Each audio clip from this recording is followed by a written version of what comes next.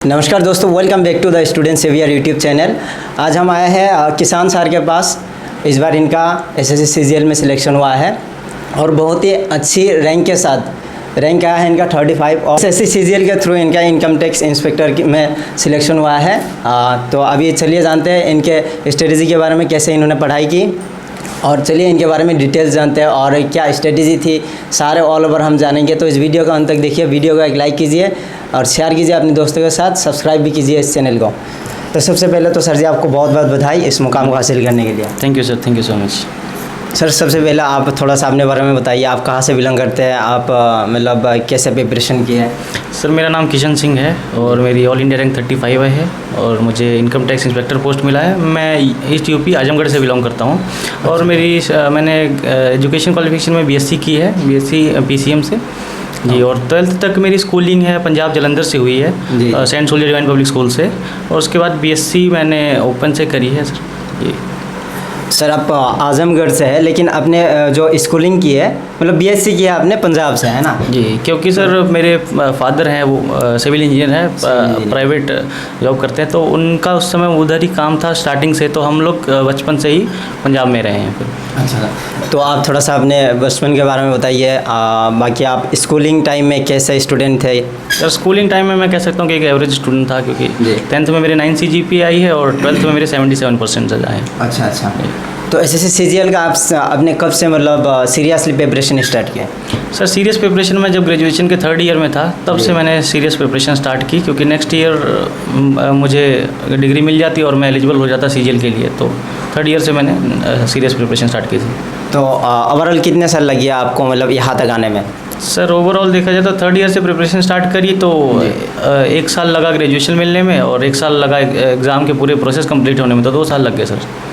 तो सर इसके बीच में आप कोई और एग्ज़ाम्स की प्रिपरेशन करते थे, कोई और एग्ज़ाम दिए हैं कम्पिटिटिव। नहीं सर, मैं और किसी एग्ज़ाम की प्रिपरेशन नहीं करता था एक्चुअली, आई थिंक। और अब अगर मेरा पहले से डिसाइडेड था कि मुझे इनकम टैक्स इंस्पेक्टर चाहिए। अच्छा। तो मैं उसी पे फोकस था और मैं और कोई एग्ज़ाम की प्रिपरेशन नहीं करता था। एग्ज़ाम देता था, फॉर्म फिल करता था, बट प्रिपरेशन मैंने सीजीएल की ही की है सर। अच्छा, तो आपने जो भी पढ़ाई की है वो सेल्फ से की है या फिर कोचिंग वगैरह भी लिया है। सर कोचिंग एनरोल किया था बट कंप्लीट नहीं कर पाया था, तो उसके बाद से फिर मैंने सेल्फ की है और यूट्यूब की हेल्प ली है सर।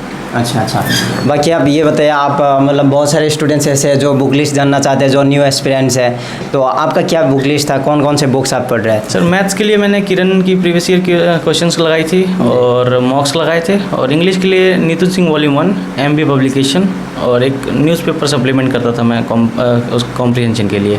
और रीजनिंग के लिए सर बुक्स नहीं लगाई मैंने, मेरे नोट्स थे और मॉक्स थे बस। और जीके के लिए सर मैंने यूट्यूब की हेल्प से नोट्स बनाए थे और किरण की प्रीवियस ईयर क्वेश्चंस की बुक थी वो लगाई थी जीके के लिए।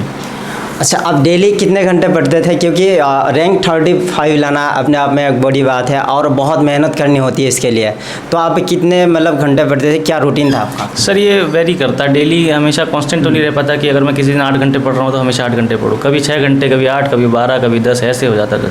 लेकिन आप रेगुलरली कंटिन्यूसली पढ़ते थे। संडे में ब्रेक लेता था, संडेज को मैं मूवी देखता था या कुछ भी अदर एक्टिविटी करता था, तो बट मूवीज़ का शौक है तो मैं मोस्टली मूवी देखता था। अच्छा।